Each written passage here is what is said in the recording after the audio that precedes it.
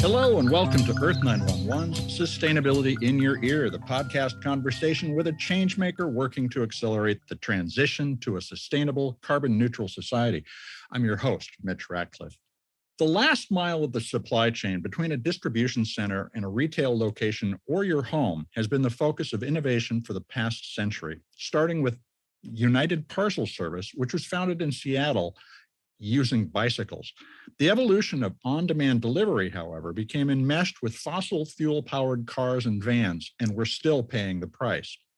What could last-mile deliveries look like in a post-carbon society? It may resemble the founding of UPS, but with logistics, technology, and electric bikes taking the place of gas-powered vans. Our guest today is Charles Jolley. He's CEO of URB-E, a compact container delivery network growing on the company's innovations in ebikes and collapsible containers that can be pedaled around cities and neighborhoods. The company says a single delivery person can pull up to 800 pounds of stuff, which is sufficient to replace the internal combustion delivery van. URB-E has launched in New York and Los Angeles, where riders can earn between $18 and $24 an hour with paid time off. The company's mission is to, quote, be the global leader in foldable, emissions-free transportation solutions, unquote. We wanted to find out more, so let's take a spin with URB-E. You can learn more about URB-E at www.urb-e.com. That's urb-e.com, urbe.com. Welcome to the show, Charles. How are you today? Thanks for having me. Yeah, it's a wonderful morning. Well, good. You guys have already been through a pivot. So many companies do that. You started off as an e-scooter business, and you decided that there was a bigger opportunity in delivery, and delivery vans were a great target. What inspired you to make that change? Well, the overriding idea of URB has always been about what comes after the car. We kind of think that electric cars are going to be very important for the future, but it's a little bit like making a faster horse, that really, if you build something that's electric, you have a chance to really rethink from the ground up, what's the best way of actually getting transportation done inside of our cities. And, I think scooters and bikes have become a really important part of commuting.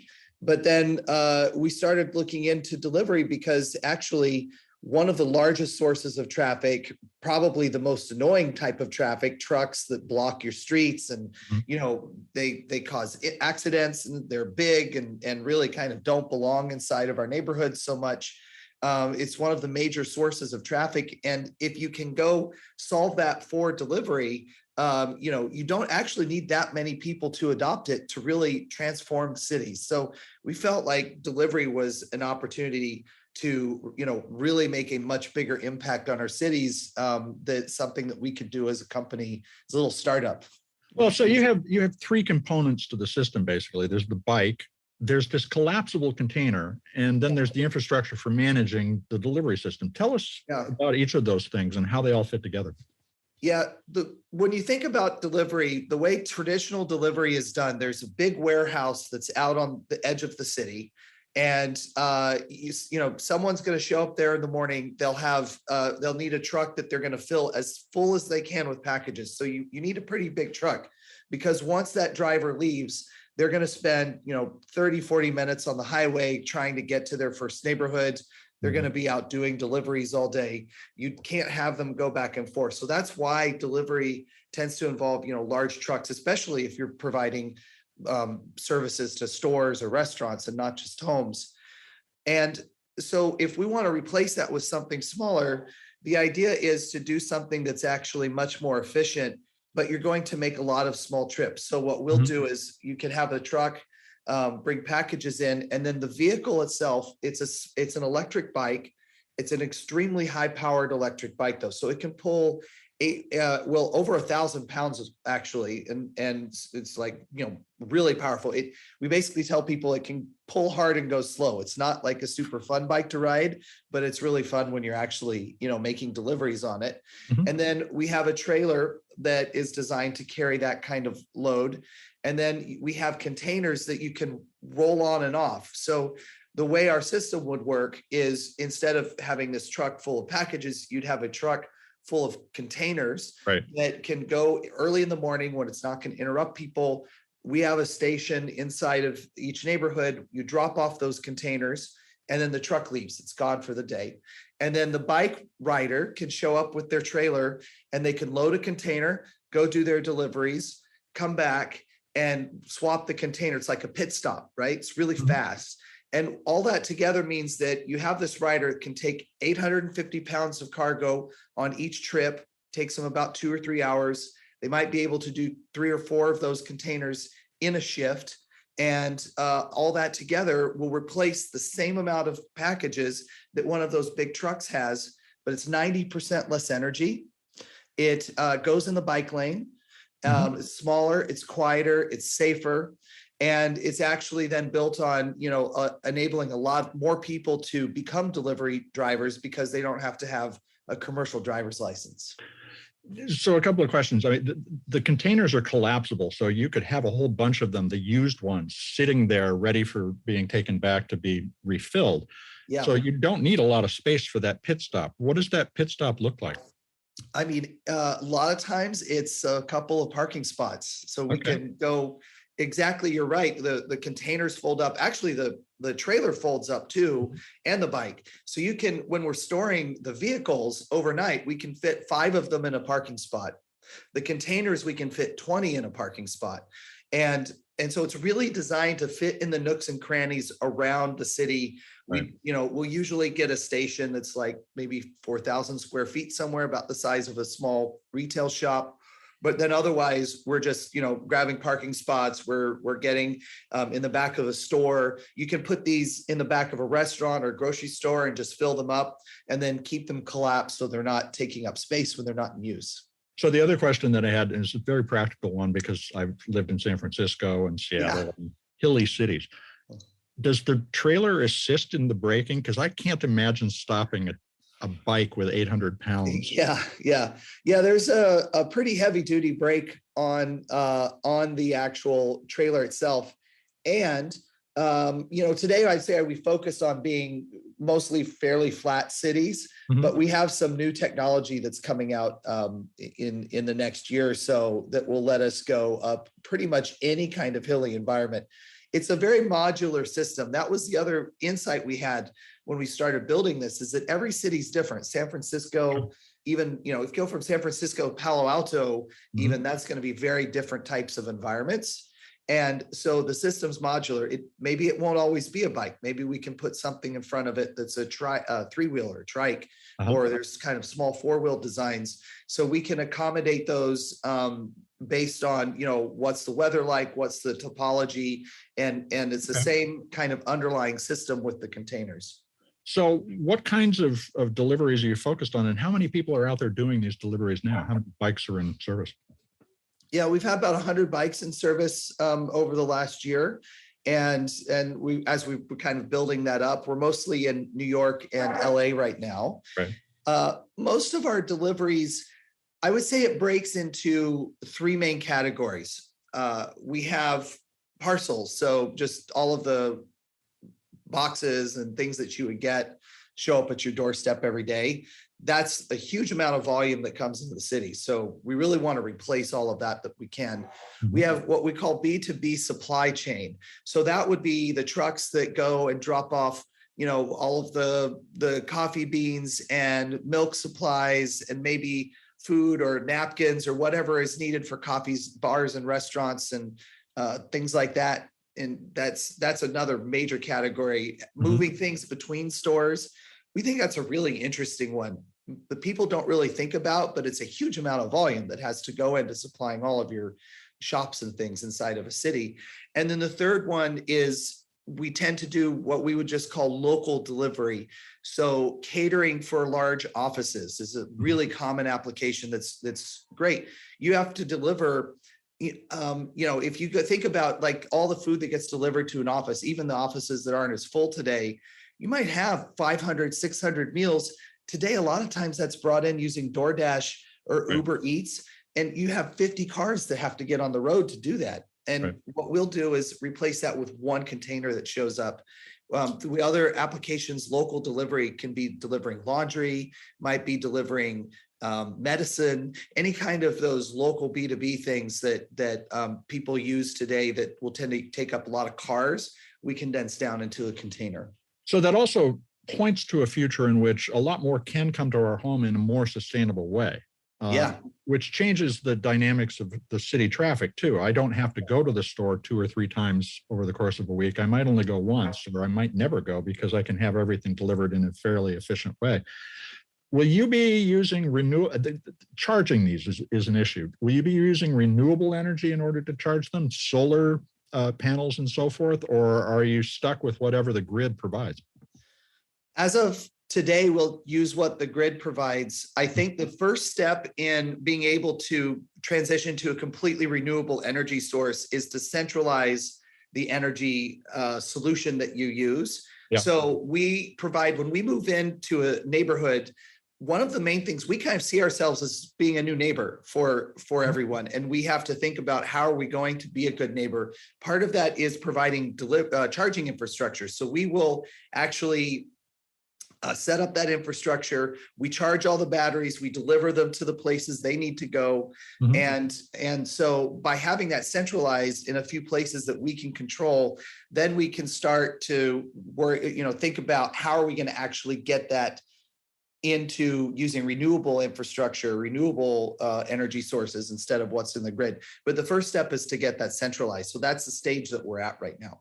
So thinking about this over the longer term, have you set carbon emissions goals for the organization? Are you aiming to be net zero at some point, and when might that be? We don't have exact targets quite yet. Our overall solution is just so dramatically lower than everything else. What we're working on right now for the carbon side of it is getting the actual system accredited, so that we're getting actual real carbon credit out of the use of. Okay, so you're going to monetize the fact you're lowering the emissions too. That's an important point. In fact, part of the design of the system is to make delivery a first-class option for most neighborhoods. Today, I think a lot of us got used to using that during COVID. Now that we can go out, a lot fewer people are using it because delivery is relatively expensive in the US still. If we can bring that price down by, we don't have to pay for gas. So actually our system just by itself has been getting cheaper. Then we can get carbon credits. We can do a lot of other things that bring that price down, that we can make delivery a really first class and sustainable renewed option. Like you said, it keeps people from having to make trips on their own. And that's really the idea of the system, is to compound all of that, including carbon credits. So, just the day before we're recording this, Instacart rebranded itself and announced a new instant home delivery partnership with Walmart and some other things. Do you see organizations like Instacart or Grubhub adopting your platform for delivery? Is that are you an arms dealer, or are you a competitor of theirs? That's the idea. So most delivery companies focus on getting product from point A to point B, and whatever the shipper is, whatever your starting point is, they're going to come get the package and then they'll get it to wherever it needs to go. One of our ideas was that the most expensive part of delivery, it's about 50% of the cost. It's actually the dirtiest and the hardest part to scale is the last mile, or what we might think of as the last 30 yards, like that very last leg, because every neighborhood's different. It's just really hard to create systems that are efficient there. So if you can roll something out in a neighborhood where it's shared infrastructure, that anybody with a container of stuff can basically dispatch it onto our system and a rider will come pick it up and do whatever task you need with it, that can bring the overall cost of the whole system way down for everybody. Also, we get to move into the neighborhood, really optimize it for the neighborhood so we're good neighbors. And the key constraint of our system, I would say, though, is that you have to have a lot of volume in order for it to be really efficient. So if you're going to get a burrito, probably not going to be delivered on an URB system. If you're doing large quantities, if you're doing like Instacart now is doing deliveries out of Walmart, or you're delivering out of grocery stores, those are really great applications for URB. And it's something that they can mix into their overall system. So they don't have to really choose. They can just use URB when it's available and then, use their traditional methods when it's not. This is fascinating. I want to take a quick commercial break. We got to pay for the show. We'll be right back.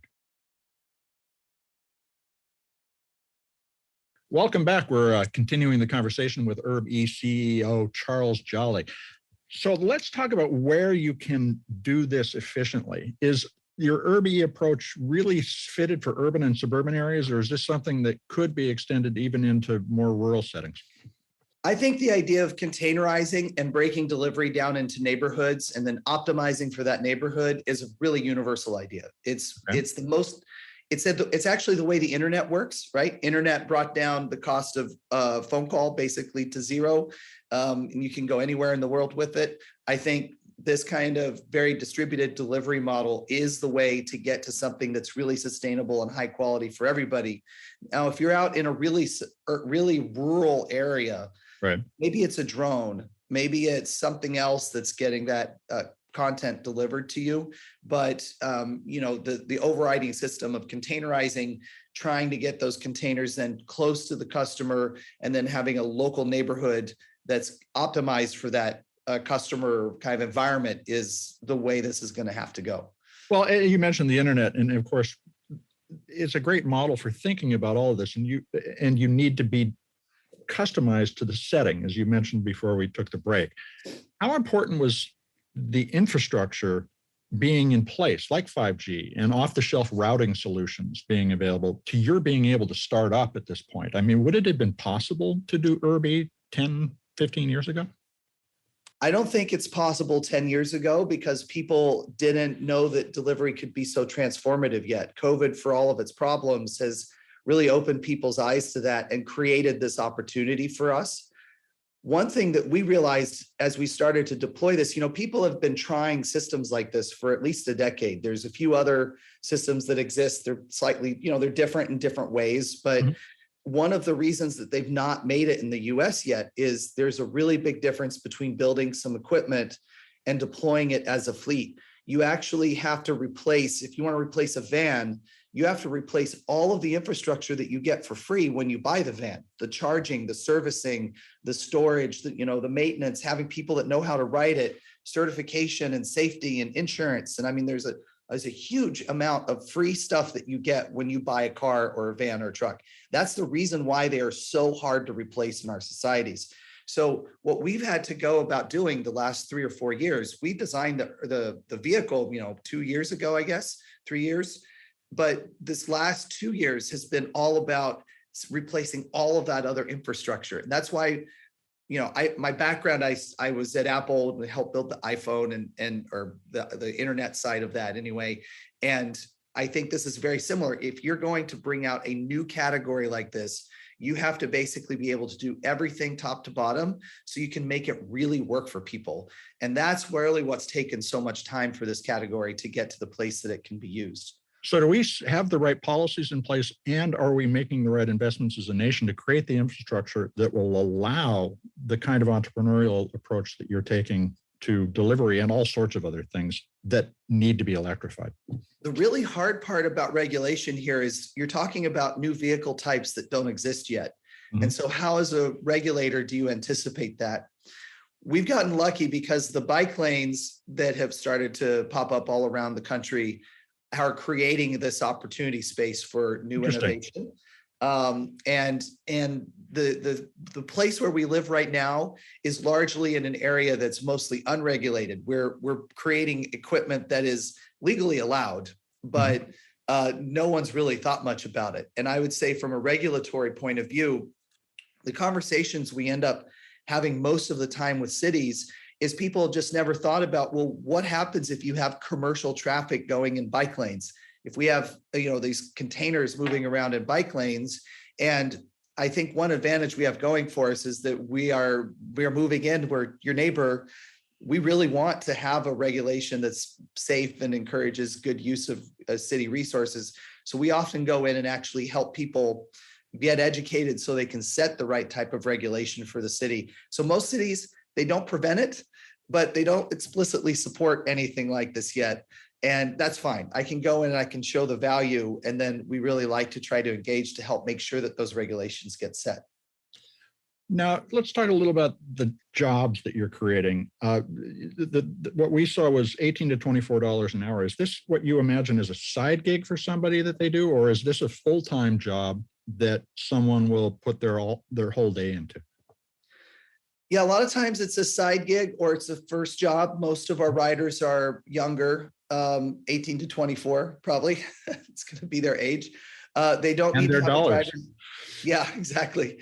They don't need to have a driver's license. They don't need to have a commercial driver's license, which is all very expensive. So it opens up this to, and ideally, by the way, we like to hire people local. If you know the neighborhood, you know the place where you're actually making deliveries, you're going to be better at your job.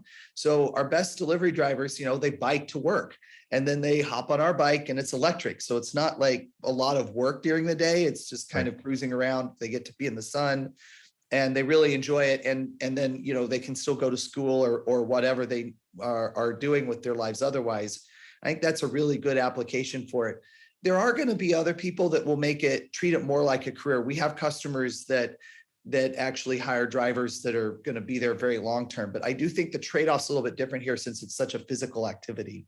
And those kind of long-term riders would be more specialized around the services that are being provided. They're aware of what they're doing rather than just delivering stuff. Yeah. So, you might have this being used to maintain fleets of micro mobility vehicles. So imagine someone riding around with this with batteries and tools in the back, right, and going to all the scooters on your corner and servicing them. Well, that rider's a mechanic. So they're going to be getting paid a lot more. They actually have some training and doing other services besides, and the bike's just a way of getting there. So definitely there's people who are using this that aren't just, doing package drop off, and that's a much more skilled labor type of solution. This brings us back to that are you an arms dealer? Or are you competing with other companies that facilitate delivery? It sounds like you're an arms and army vendor. Yeah. Right? Yeah, that's a great way of thinking about it.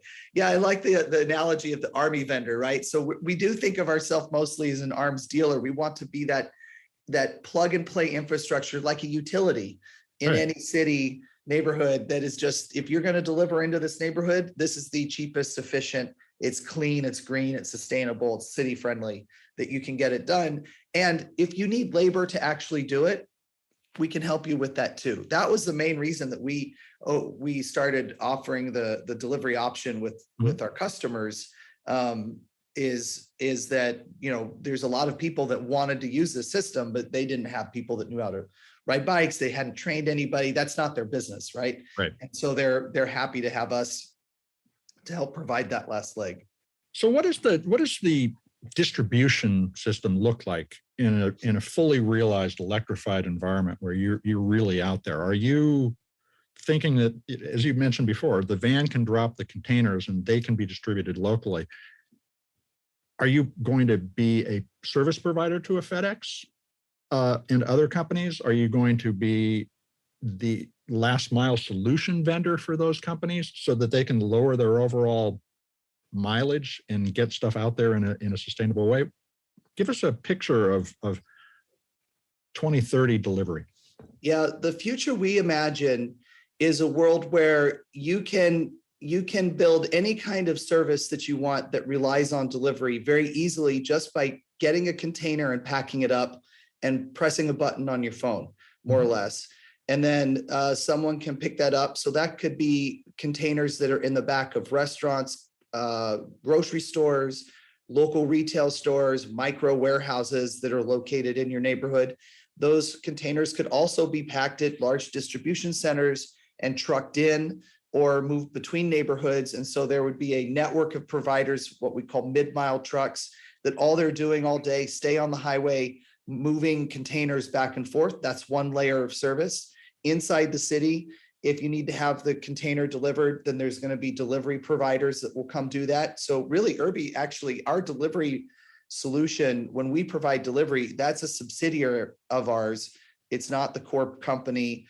Okay. And we do that to show the way. But at 2030, we want that to be a fully franchised system where we're enabling a lot of entrepreneurs who want to provide that delivery service. And anyone who has a container can basically dispatch that out, and one of those delivery providers can do the job for you. So it really should take it from being hey, if I want to do delivery, I need to set up this entire delivery infrastructure as a company to, I can kind of just pick up the phone. Like I've got the container and there's just really efficient ways to move that across the city that will engage all of these different providers. And you don't need to think about it. That's us. We do all the routing and through our software system. So as a company, and so what we're really hoping for is not just to get all the trucks off the road that are delivering packages to your doorstep, but it really introducing a fundamental new service to the modern city that is super cheap, really efficient, easy to use local delivery, and enabling a lot of new types of businesses where mostly the city's coming to you that's built on top of it. So going back to the idea of the specialized rider, it could also be possible that, for instance, a plumbing company could stock the containers with what a plumber is going to need. They would show up and ride out with the materials they needed to do their job for the day in the container. Yeah, or maybe they show what we've had some people do is they'll have the container full of supplies and they just have us come drop it off somewhere, and then the plumber shows up right in whatever way they want, right? They can ride a scooter there and they do it. And then when they're done, they call and the container's taken back. Imagine having minibar style real-time delivery to local construction sites. So every day there's a container dropped off with all the nails and screws and whatever people will need, and it's swapped and you're just charged for whatever you used. So you could be a Fastenal partner in that sense. That's really interesting. So again, a very dynamic environment, like the difference between the phone network before the internet and after. We just would have to rethink connections, but physical connections. That's a really interesting change. I think once you have this infrastructure and it's really cheap and easy for anybody to plug in, they don't have to think about how it works. You just fill the container and tell us how you want it to be done. It's going to enable a whole lot of new bright ideas from entrepreneurs that are local that will be able to, I think the idea here is the fundamental change to society that we're going through, aside from the green impact side. Right. That's really one thing I love about URB is that we're doing something I think really new and innovative that's better for people. It's going to make them want it, but also in a way that is, naturally much more sustainable. And that's really, I think, how you make a big impact. I think the big change here is cities where people don't move to the city expecting to have to go to all the things.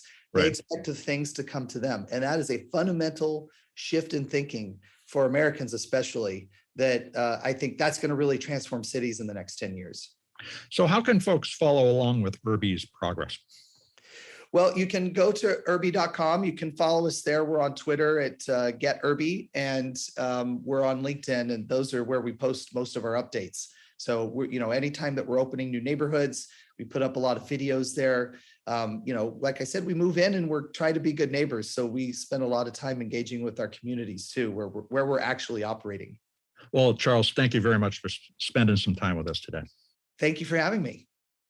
We've been talking with Charles Jolley. He's the CEO of URB-E, or URB, as he said during the show. That's URB-E.com. Check them out. It's going to be fascinating to watch how we reconfigure not only our cities, but our suburbs and potentially even the rural areas for an electrified delivery infrastructure.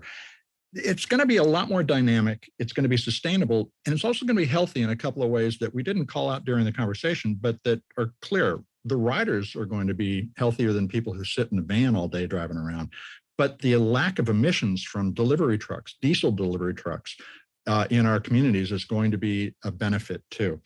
So I hope you're going to take a few minutes and share this podcast and all the others we've done with your friends, family, coworkers. Let's get everybody thinking about the opportunities of redesigning our world for a better, healthier outcome. This is Earth911, Sustainability in Your Ear. We'll be back soon. In the meantime, folks, take care of yourselves, take care of one another, and let's all take care of this beautiful planet of ours. Have a green day.